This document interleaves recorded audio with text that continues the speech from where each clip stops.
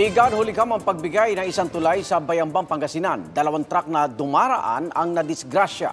5 ang naospital sa pagguhong dahil umano sa overloading. Saksi si Russell Simorio ng GMA Regional TV, 1 North Central Luzon.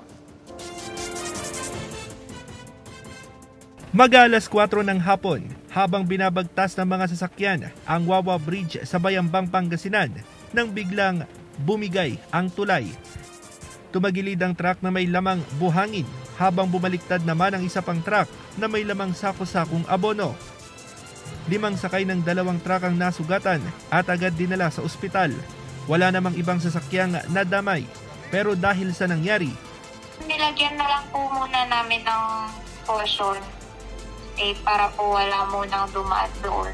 Maraming pasahero tuloy ang naperwisyo sa pagbigay ng malaking tulay na nagkokonekta sa bayan ng Bayambang sa Kamiling, Tarlac.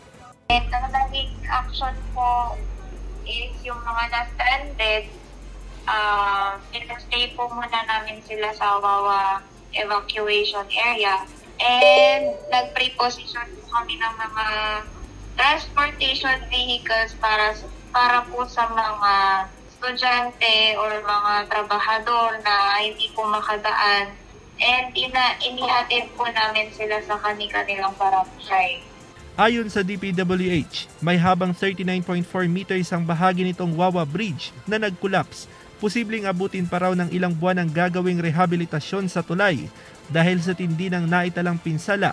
Nilinaw ng DPWH na walang sira o crack ang tulay bago mangyari ang insidente. Ayon sa DPWH 4th Engineering District Office, overloading ang dahilan ng pagbigay ng tulay.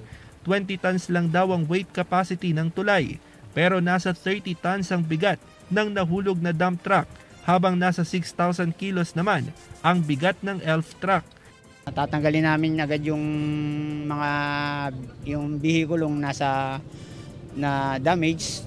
Initially siguro magagawa lang muna namin dyan, maglagay kami ng Bailey Bridge para sa temporary passage ng mga tao. Sinusubukan pang makuha ang panig ng mga may-ari ng nadisgrasyang truck. Dahil sa insidente, nawala ng supply ng tubig ang Barangay Wawa, San Vicente at Tampug. Excuse naman sa kani-kanilang klase ang mga estudyante ng Bayambang National High School, Wawa Elementary School at Bayambang Central School. Ako si Russell Simorio ng GMA Regional TV 1 North Central Luzon, ang inyong saksi.